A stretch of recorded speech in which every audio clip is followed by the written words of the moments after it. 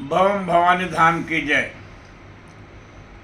स्नेही सज्जनों, जहाँ कथा विराम लिए थी अब वहीं से आगे बढ़ेगी।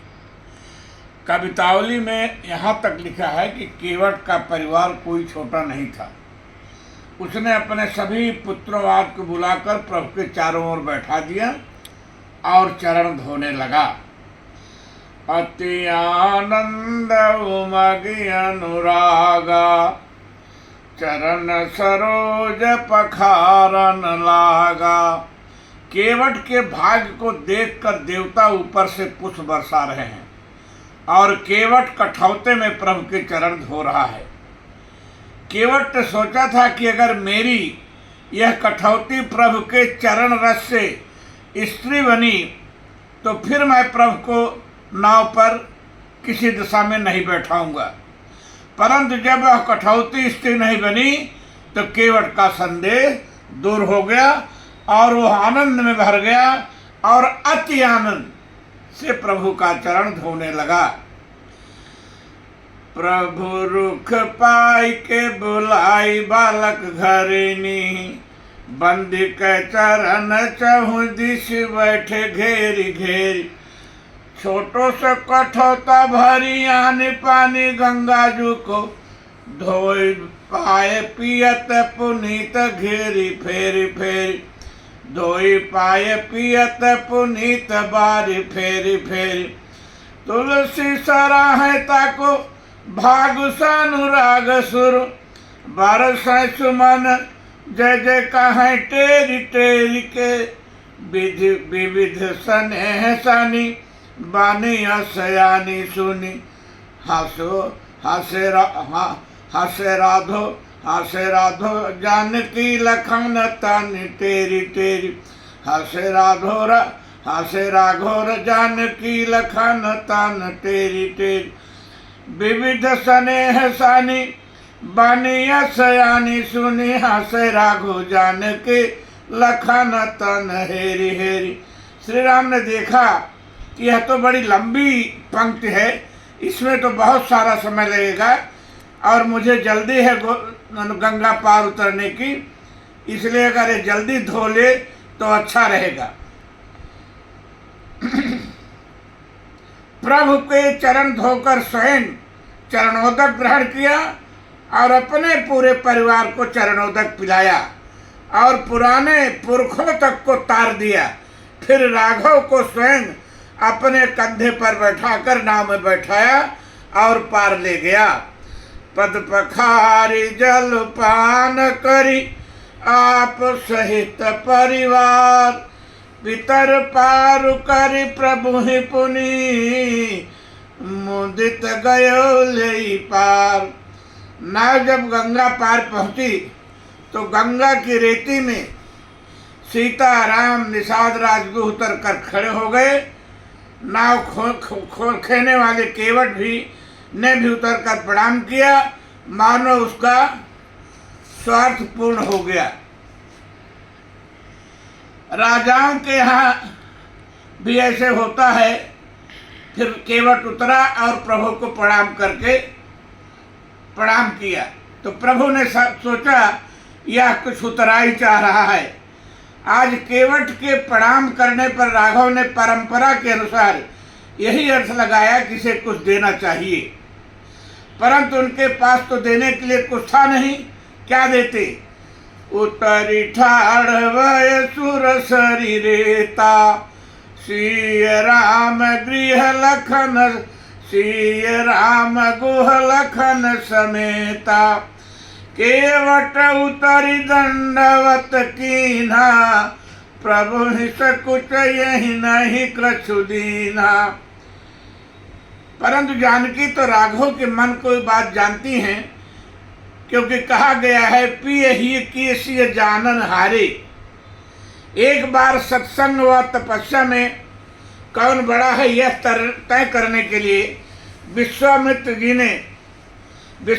जी व वशिष्ठ शेष जी के पास गए।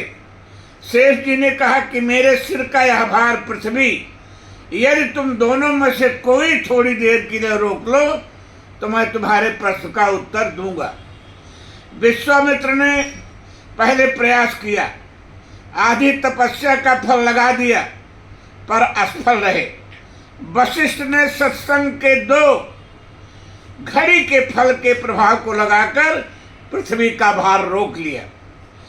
इस पर प्रसन्न हो शेष ने मणि की मुदरी, सर्व के पास मणि होती है, वशिष्ठ को दिया।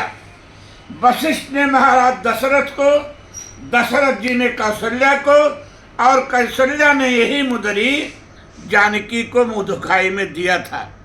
यह दिव्य अलौकिक सुंदर मुदरी ही सीता ने केवट को देने के लिए निकाला और राघव के हाथ में रख दिया। राघव बोले, कहे वो कृपाल ले उतराए, केवट चरण गहे अकुलाए।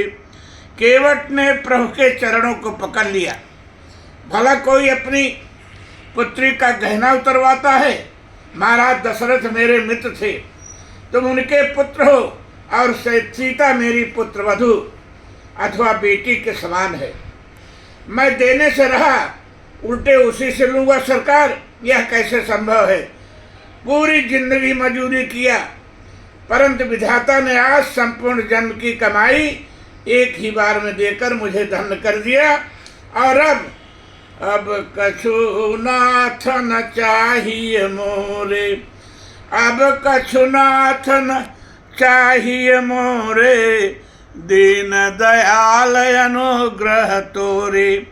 प्रभु ने थोड़ी देर जिद किया तो केवट ने कहा, प्रभु मैं मांगने वाले से नहीं लेता, आपने पहले ही आकर मुझसे नाव मांग लिया, तो भला मैं मांगने वाला, मुझे क्या, कोई मांगने वाला मुझे क्या देगा?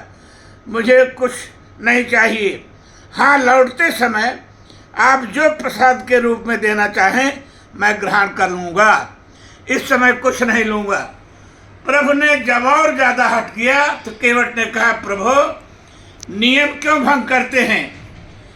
तुम हो तरनी कुल के, तुम हो तरनी कुल के पालन करनहार, तुम हो तरनी कुल के पालन करनहार, हम हूँ तरनी के पालन करैया हैं, हम हो तरनी कुल के पालन करैया हैं।